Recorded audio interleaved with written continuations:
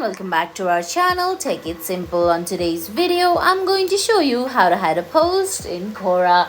It's very quick and easy, so let's get started. First of all, open the Quora app on your phone.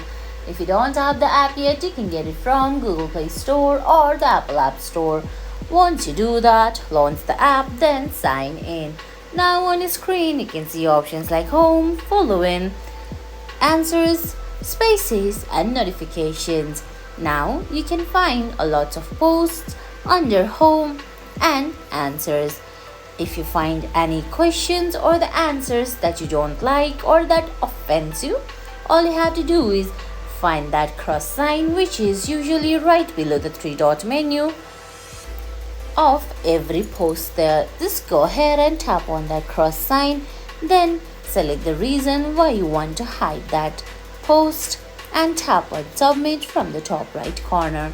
And guys, that's it. That's how you hide a post in Quora. I hope you found this video helpful.